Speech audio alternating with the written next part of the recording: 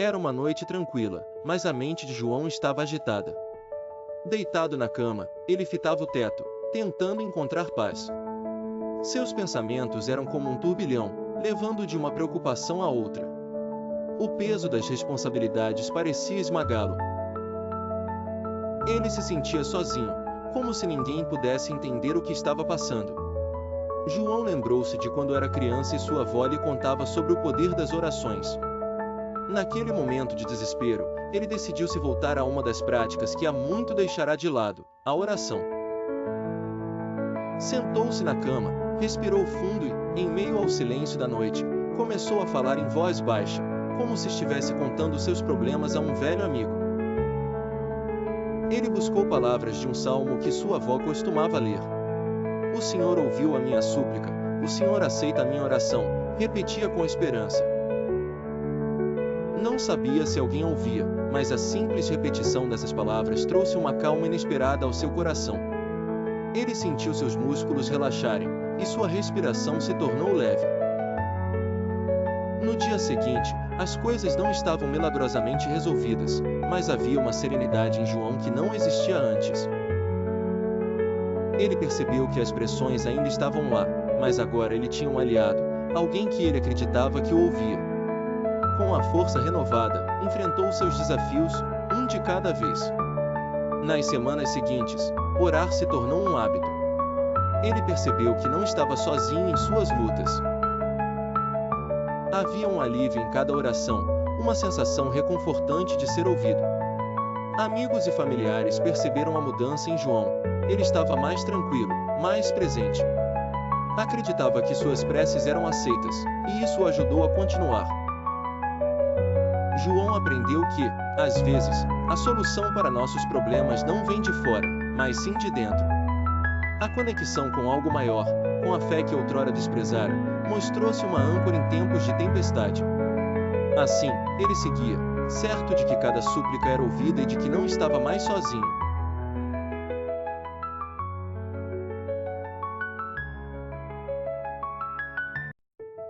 Davi, um homem perseguido por seus inimigos, encontrava refúgio em sua fé inabalável em Deus.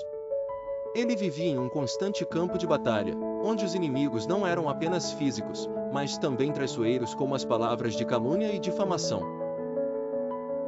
Sentindo-se ameaçado, não apenas fisicamente, mas também em sua reputação e alma, Davi recorreu à única fonte de força que sempre compreendeu, sua confiança em Deus. Com o coração aberto e palavras sinceras, ele clamava ao Senhor, buscando justiça e proteção. Ó Senhor, meu Deus, em ti me refúgio, ele exclamava, reconhecendo que, apesar de suas competências como guerreiro, somente Deus poderia lhe prover a verdadeira segurança. Davi percebia Deus como seu escudo, uma proteção invisível mais poderosa. Ele sabia que seus inimigos poderiam atacar, tentar derrubá-lo ou manchar sua honra, mas acreditava firmemente que Deus discernia a verdade em meio às sombras da injustiça. Com humildade e confiança, Davi pedia ao Senhor que julgasse entre ele e seus acusadores. Entretanto, em sua busca por justiça, Davi também implorava por misericórdia. Ele sabia que ninguém é perfeito, e que ele próprio já havia falhado.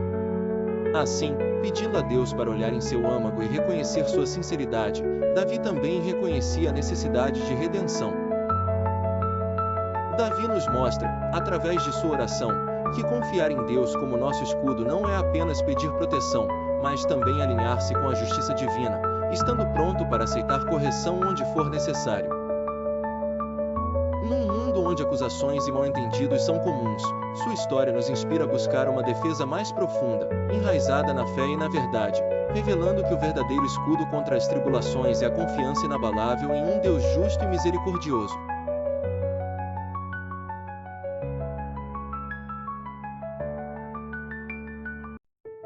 No início de uma tarde dourada, após um dia de trabalho árduo nos campos, um camponês de coração puro, chamado Elias, sobe a colina que circunda sua pequena aldeia. O vento suave que acaricia seu rosto traz uma sensação de paz e um cheiro fresco das flores ao seu redor. Lá, no topo, ele se senta em uma pedra familiar e observa o esplendor do vale. Uma visão que, apesar de cotidiana, nunca deixa de fascinar. Os campos de trigo balançam suavemente como um mar dourado, enquanto o rio serpenteia preguiçosamente pelo meio, refletindo o céu azul acima. Inspirado pela beleza natural, Elias lembra-se do salmo que sua avó costumava recitar: Ó Senhor, nosso Senhor, quão magnífico é o teu nome em toda a terra! Tu que puseste a tua glória acima dos céus. Ele se recorda dos momentos na infância, sentado ao lado da avó. Perdido nesses pensamentos, Elias percebe como o salmo reflete seu próprio sentimento de gratidão pela vida simples, mas cheia de beleza, que leva. Embora suas mãos estejam calejadas pelo labor e as responsabilidades da vida muitas vezes pesem sobre seus ombros, ele encontra consolo.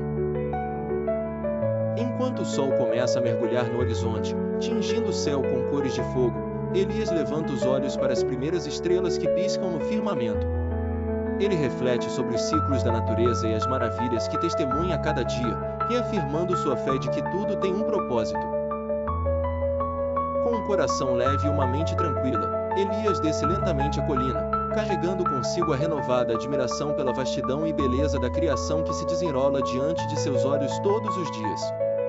A melodia silenciosa do salmo ecoa em seu espírito, nutrindo uma conexão íntima.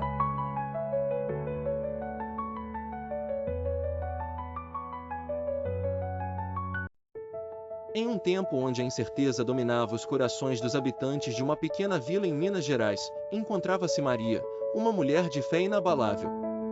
Todos os dias, ao nascer do sol, ela acordava cedo, reunia seus filhos ao redor da mesa e proferia suas orações com devoção.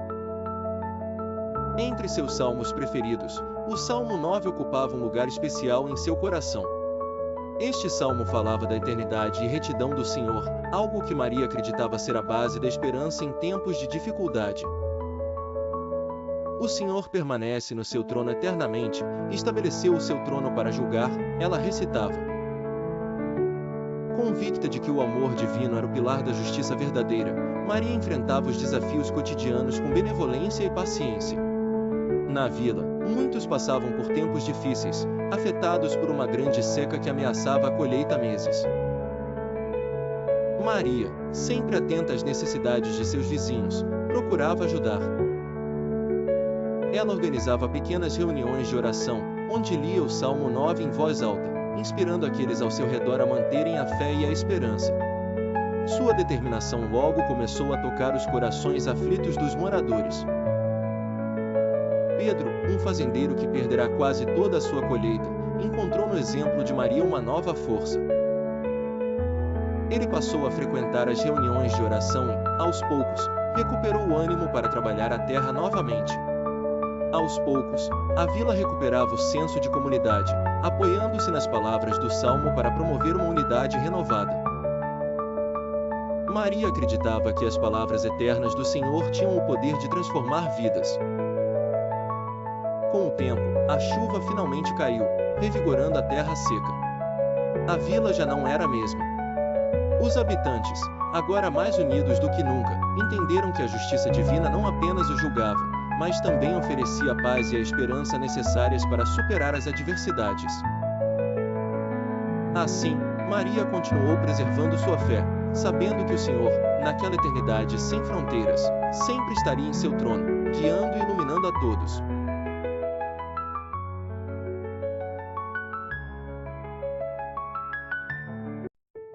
Em uma pequena cidade localizada no interior do Brasil, vivia uma jovem chamada Clara. Clara era conhecida por sua força de vontade e dedicação à sua comunidade. Ela dedicava suas tardes a ajudar no orfanato local, onde seu coração se enchia de alegria ao ver os sorrisos das crianças que ali viviam. Ao lado do orfanato, havia uma igreja antiga que Clara frequentava desde pequena. As missas aos domingos eram sagradas para ela, um momento de reflexão e renovação de suas esperanças. Um dos momentos que mais a tocava era quando o pároco citava salmos, especialmente o Salmo 10. Essa passagem a fazia pensar sobre as injustiças que presenciava no dia a dia da cidade.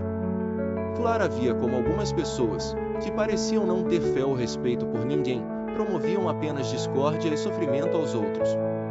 Ela se preocupava com a segurança e o bem-estar das crianças. Um dia, ao sair da igreja, Clara se deparou com uma situação inesperada. Uma das crianças do orfanato, Miguel, estava sentado em um banco do lado de fora, com lágrimas escorrendo pelo rosto. "Por que você está chorando, Miguel?", perguntou Clara, ajoelhando-se ao seu lado. Miguel levantou os olhos para ela e, entre soluços, disse: "É que eu não entendo, Clara. Por que existem pessoas que só fazem o mal? Por que elas desprezam a Deus, como diz aquele salmo?" Clara suspirou, tocada pela profundidade da pergunta do garoto.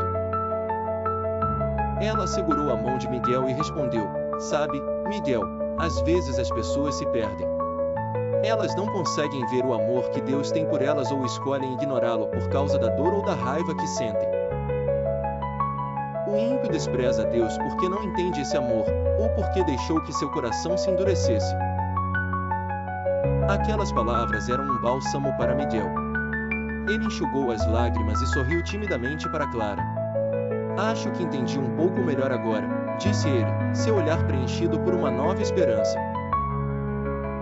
Daquele dia em diante, Clara e Miguel se tornaram ainda mais próximos, sempre discutindo sobre fé, amor e compaixão, na esperança de iluminar os caminhos ao seu redor e inspirar outros a redescobrirem o amor e a bondade em seus corações.